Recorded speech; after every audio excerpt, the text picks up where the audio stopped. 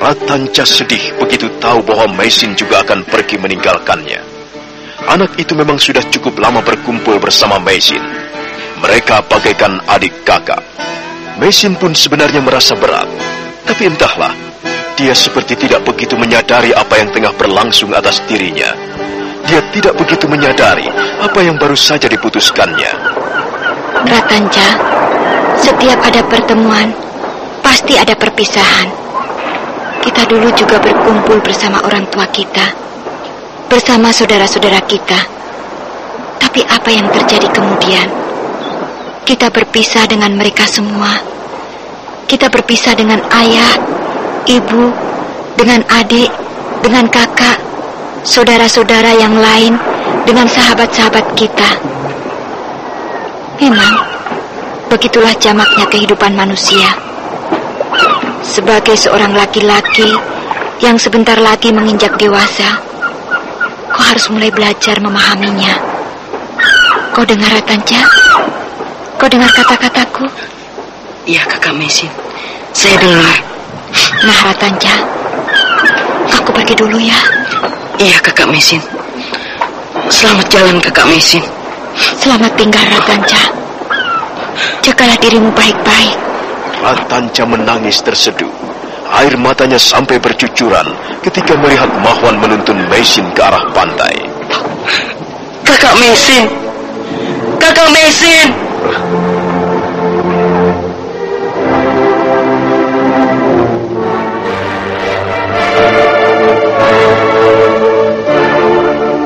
Meisin terus melangkah perlahan-lahan dalam bimbingan Mahwan. Mereka berjalan menuju kapal yang ditambatkan di tepi laut. Hati Meisin bagaikan hancur berkeping-keping. Tapi dia terus melangkah mengikuti Mahwan. Dia bagaikan tersihir. Dia seperti kurang sadar akan apa yang sedang terjadi. Dalam pikiran kalut, manusia bisa saja terpengaruh untuk memutuskan sesuatu yang tak diinginkannya. Itulah yang terjadi atas diri Meisin.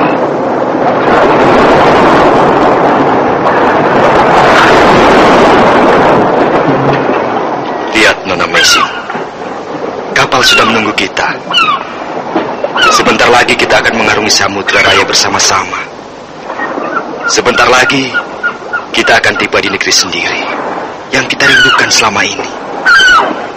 Negeri yang indah di mana kita dapat memperoleh kebahagiaan sebagai pasangan suami istri.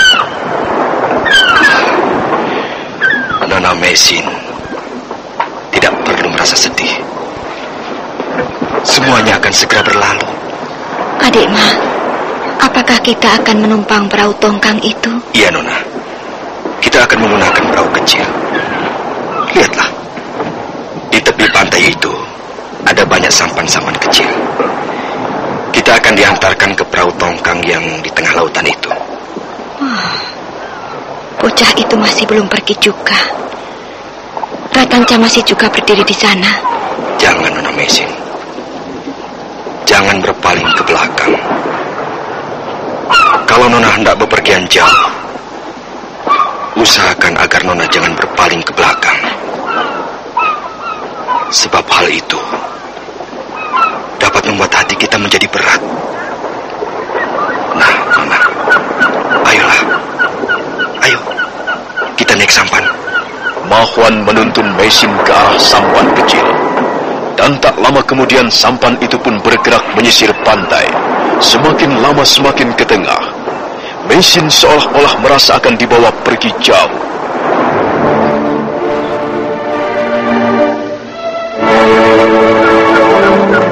Sampan terus bergerak meninggalkan pantai, membelah air laut.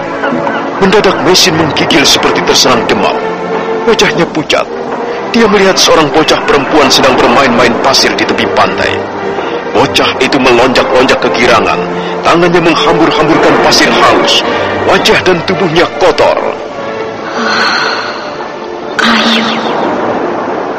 Ayu Wandira. Tiba-tiba hatiku sangat berat. Ingin bertemu Ayu Wandira. Di mana anakku sekarang? Mungkin sekarang dia sudah menjelma menjadi seorang bocah perempuan yang manis. Mungkin keadaannya tidak jauh berbeda dengan bocah perempuan itu.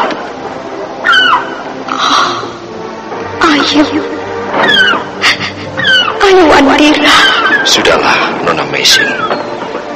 Janganlah menangis. Nona sudah memutuskan untuk berangkat.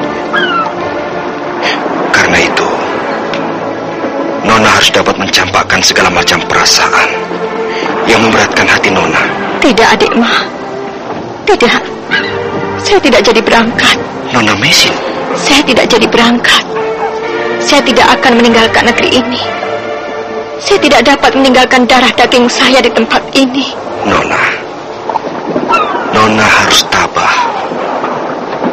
Nanti semuanya akan dapat Nona lupakan. Tidak, adik Ma. Aku tidak mungkin melupakannya. Nona harus bisa. Saya tidak bisa. Adik Ma, jangan memaksa saya. Keadaan kita jauh berbeda. Adik Ma tidak mempunyai sangkutan apapun juga di negeri ini. Sedangkan saya, almarhum suami saya telah dikuburkan di negeri ini.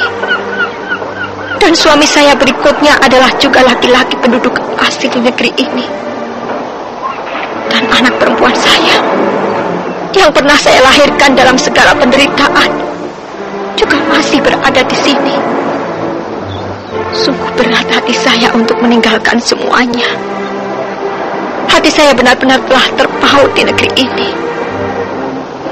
Sekalipun saya keturunan wanita asing, tapi sesungguhnya jiwa raga saya sudah lebur menjadi satu dengan bumi Jawa ini. Tapi Nona, negeri kita lebih indah.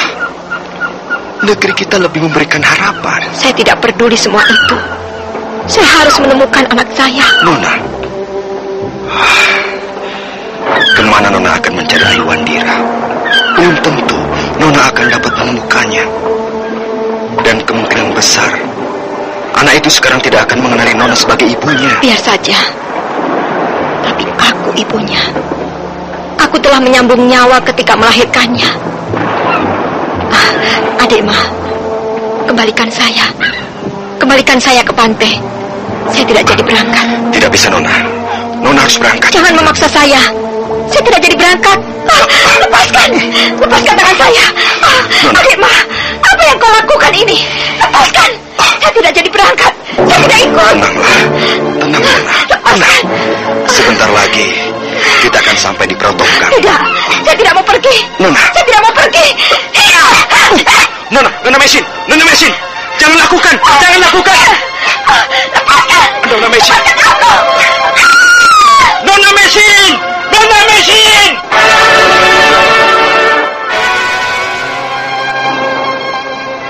Mahwan sama sekali tidak menduga Meisin akan senekat itu. Sesaat lamanya dia terenganga keheranan, dan Meisin telah terjun ke laut. Tubuh Meisin segera digulung ombak. Sebentar timbul, sebentar tenggelam. Nampak Meisin berusaha berenang ke arah pantai. Meisin adalah seorang pendekar wanita yang telah sekian lama ikut malang melintang dalam dunia keras. Karena itu dia gigih berjuang. Dia terus berenang melawan gulungan-gulungan ombak. Meisin tak ingin lagi mendengar panggilan Mahwan. Dia terus berenang menempur ombak. Pakaiannya sebentar berkelebat di permukaan air laut bagaikan sisik ikan.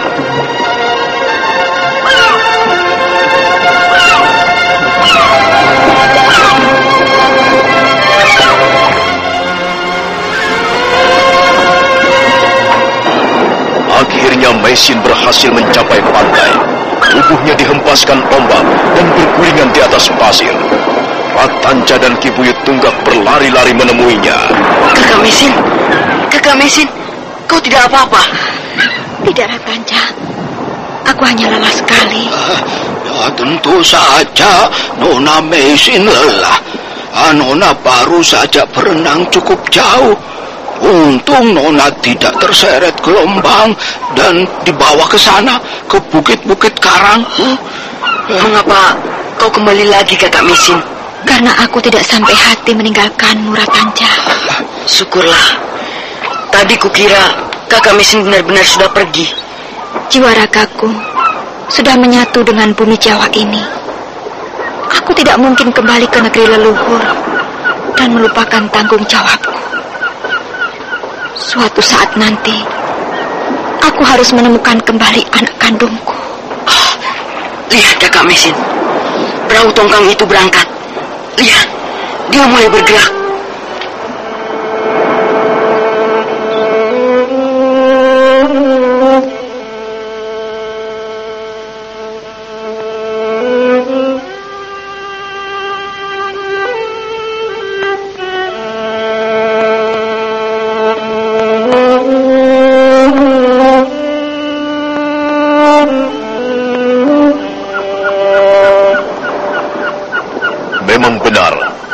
Tongkang milik Tuan Tongsit mulai bergerak perlahan-lahan, semakin lama semakin jauh ke tengah. Selamat jalan, adik Ma. Maafkan aku. Aku telah mengecewakanmu. Tapi aku tidak bisa menyertaimu. Aku mempunyai tanggung jawab seorang ibu. Aku harus menemukan Ayu Wandira. Selamat jalan, adik Ma. Jangan palingkan wajahmu ke belakang. Pergilah dengan dada yang lapang dan hati yang ringan. Kau masih muda. Masa depanmu masih terbentang luas. Aku yakin suatu ketika kau akan hidup bahagia bersama keluargamu. Selamat jalan, adiknya. Negeri leluhur menanti kehadiranmu. Dan perahu tongkang itu semakin jauh meninggalkan pantai, semakin lama semakin kecil. Akhirnya perahu itu bagaikan lenyap di telan laut lepas. Dan tak sesuatu pun nampak, kecuali bentangan laut biru dan burung-burung camar yang berterbangan di udara. Perahu itu sudah tidak kelihatan lagi. Iya, Ratanja. Adik Mauhan sudah pergi bersama perahu itu. Mengapa Kakak Mah pergi, Kakak Mesin? Mengapa tidak tinggal di sini saja bersama kita? Adik Mauhan rindu kampung halamannya. Sudah lama sekali dia meninggalkan negeri leluhurnya. Apa bedanya negeri kami dan negeri leluhurnya Kakak Mah? Bukankah sama saja? Bapak Wong pernah mengatakan, kalau kita berbuat baik kepada teman-teman, tidak menyakiti hati teman-teman, kita akan bahagia tinggal di mana saja. Iya, soal itu setiap orang punya pendapatnya sendiri-sendiri. Dan kita tidak bisa menyalahkan adik Mah. Bukankah kau tahu sendiri dia orang baik, Ratanja? Iya, Kakak Mesin. Kakak Mah orangnya baik. Seperti Kakak Mesin juga. Bapak Ung juga baik. Kepala desa pun juga baik. Saya juga baik loh. Oh ya, tentu saja. Ki Buyut Tunggak sangat baik. Ki Buyut sudah capek-capek mengantarkan kami. Itu sudah pekerjaan saya, Nona Mesin.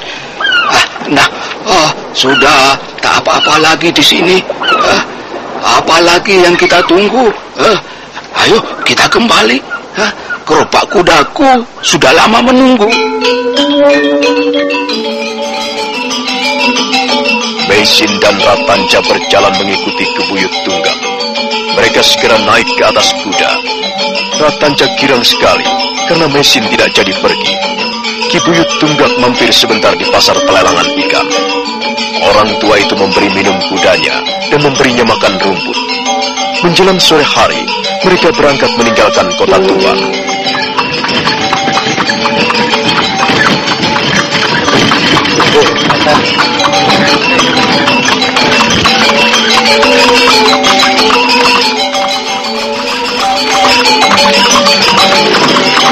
Setelah bermalam di desa Girisa, pagi harinya mereka melanjutkan perjalanan menuju desa Pasuruhan 1. Di tengah jalan Ratanja banyak tertawa. Dia benar-benar merasa bahagia karena tidak jadi kehilangan Mesin.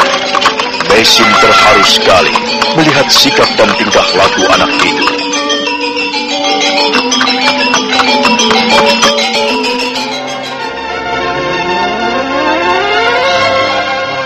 Kok sepi sekali Kakak Mesin?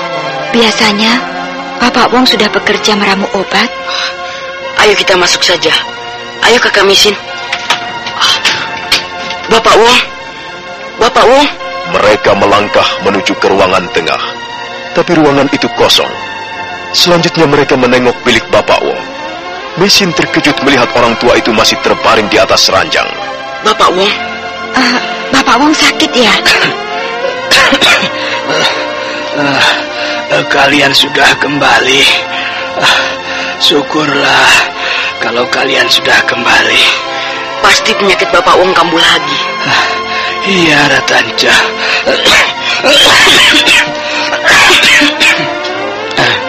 Saya ini mempunyai penyakit sesak napas, Nona Mesin. Kalau kebetulan kambuh, dada saya sakit dan tubuh saya menggigil seperti kedinginan. Bagaimana Mahuan? Apa kapalnya sudah berangkat? Iya, Bapak Wong. Kami mengantarkannya sampai kapal itu berangkat. Ada apa, Nona Mesin? Saya perhatikan Nona kelihatan murung.